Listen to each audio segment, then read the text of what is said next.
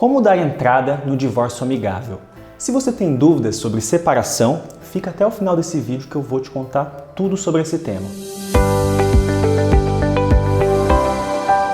O número de divórcios aumentou e muito após a Covid-19.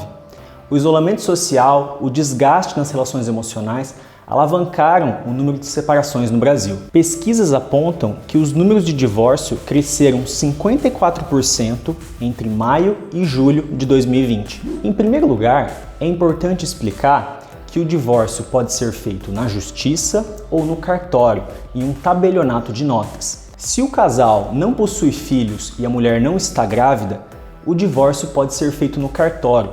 Caso contrário, ele deve ser levado à justiça por uma ação judicial. Existem dois tipos de divórcio, o consensual e o litigioso. O divórcio consensual é aquele em que há um consenso entre as partes, que elas fazem concessões mútuas e chegam em um meio termo. Esse acordo é assinado e levado ao juiz ou ao cartório, a depender do tipo de divórcio, se ele foi feito na via judicial ou se foi feito em um tabelionato de notas. O divórcio litigioso, por sua vez, é aquele em que há uma disputa entre as partes, que elas não chegaram em um consenso. Em um processo de divórcio, existem vários outros temas que podem ser acordados: a guarda dos filhos, a pensão alimentícia, a mudança de nome, caso um dos cônjuges tenha modificado o nome após o casamento, dentre vários outros temas. O primeiro passo para dar início a um divórcio é procurar um advogado, porque todo processo de separação necessita de um profissional da advocacia, quer seja realizado no cartório ou na justiça. Muitas pessoas questionam a necessidade da contratação de um advogado, incluindo os gastos envolvidos nessa situação. Porém, a supervisão de um profissional competente é muito necessária para que os termos do divórcio obedeçam à lei e todo o ordenamento jurídico, sob pena de não surtir os efeitos almejados pelo casal. Os ex-companheiros podem ter apenas um advogado patrocinando o casal ou cada um pode escolher um profissional de sua confiança. Após isso, é feito um termo de acordo, em que os ex-companheiros e o advogado assinam todas as vias e, posteriormente, esse documento é levado ao juiz ou ao cartório para homologação. Outra dúvida muito comum se dá em relação aos documentos necessários para a propositura de um divórcio. Normalmente, exige-se o documento pessoal dos ex-companheiros, o documento pessoal dos filhos, certidão de casamento, certidão de nascimento dos filhos, procuração e os documentos dos bens, imóveis e veículos. Em relação à partilha de bens do casal, isso vai depender do regime que foi adotado no casamento. O regime comum aqui no Brasil, o mais usual, é o regime de comunhão parcial de bens, que é aquele que os bens adquiridos após o casamento são divididos de forma igualitária entre os cônjuges. Outro questionamento muito comum se dá em relação ao custo e os valores envolvidos em um divórcio. Bom, o preço dos honorários do advogado vai depender de cada profissional.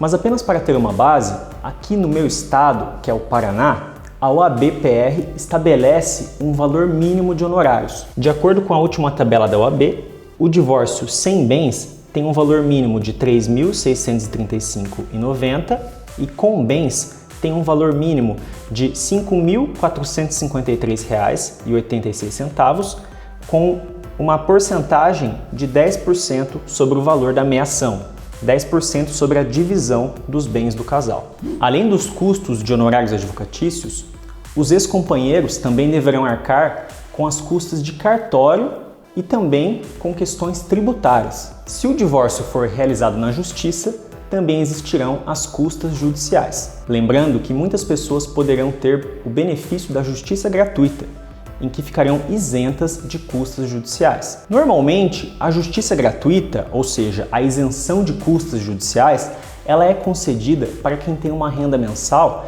de até 40% do teto do benefício do INSS. Atualmente, isso dá um valor estimado de R$ 2.570 por mês, e nós estamos gravando esse vídeo em 2021. Contudo, quem vai definir a justiça gratuita é o juiz, que também vai avaliar questões patrimoniais, móveis, imóveis e até mesmo a declaração de imposto de renda do casal. E quanto tempo que demora para sair um divórcio amigável? O divórcio amigável, ele favorece todas as partes envolvidas, porque ele é muito mais rápido que um divórcio em que há disputa de bens, de guarda das crianças, visitas e pensão alimentícia. Além disso, ele evita desgastes entre os ex-companheiros, que pode até mesmo recair sobre os filhos. Ninguém melhor que os próprios ex-companheiros para definirem o futuro de suas questões patrimoniais, da guarda das crianças, das visitas e todos os aspectos que envolvem as suas vidas. E eu preciso colocar um motivo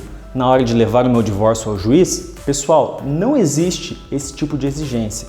Não se faz necessário atribuir a culpa do divórcio a uma das partes ou explicar o motivo dessa separação. A simples vontade de realizar o divórcio já é o suficiente. Portanto, se uma das partes não quer dar continuidade no casamento, o divórcio será realizado. E existe um tempo mínimo para dar entrada no divórcio após a celebração do casamento? Não. Se um casal tiver interesse, ele pode dar entrada no divórcio no dia seguinte ao casamento. Muitos têm essa dúvida porque antigamente existia uma legislação que previa um tempo mínimo de casados até que o juiz autorizasse o divórcio. Porém, essa lei não tem mais valor. Em alguns casos, o divórcio consensual pode tramitar muito rápido, a depender do local em que está tramitando e da celeridade da vara. Após o protocolo do divórcio por parte do advogado, o juiz mandará o processo ao promotor de justiça, que dará o seu aval. Logo em seguida, o juiz homologará o divórcio. Nós observamos que um divórcio consensual, em média, demora de 1 a 3 meses, desde que tudo esteja de acordo. Contudo, se for um divórcio litigioso, pode demorar muitos anos, a depender das disputas envolvidas. Após a homologação do divórcio por parte do juiz, são feitos os trâmites de expedição de ofícios. Por exemplo, se o pai vai pagar pensão e ele é servidor público ou trabalha de carteira assinada, o juiz poderá emitir um ofício à empresa ou ao órgão público para que desconte o valor da pensão diretamente da folha de pagamento, facilitando a vida da criança. Outra expedição de ofício muito comum é para a modificação do nome da mãe, que antes carregava o sobrenome do pai e agora quer retirar este sobrenome.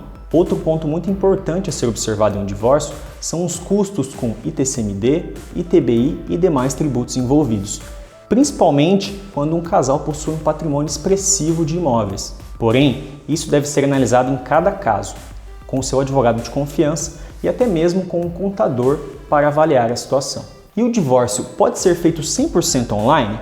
Sim, atualmente o divórcio pode ser feito de forma virtual. Isto porque, atualmente, o processo é eletrônico e o juiz normalmente dispensa a presença e a realização de audiência. Se o divórcio for feito em cartório, ele também poderá ser realizado de forma virtual. Em 2020, foi editado um provimento pelo Conselho Nacional de Justiça que permitiu a realização do divórcio 100% online, até mesmo pelos tabelionatos de nota. Quem quiser pesquisar um pouco mais sobre a realização de divórcio 100% online em cartórios, poderá buscar pelo provimento número 100 de 2020 do CNJ. Pessoal, eu espero que eu tenha te ajudado, esclarecido algumas dúvidas, mas é muito importante que você leve o seu caso a um advogado especialista em direito de família, porque ele vai tratar a sua situação de uma forma individualizada e vai poder te ajudar. Eu sou o Vitor Casaroli, advogado, e se você gostou desse vídeo, compartilhe com seus amigos, dê um like, se inscreva aqui no canal e até a próxima. Ah, e se você ficou com alguma dúvida, deixa aqui nos comentários.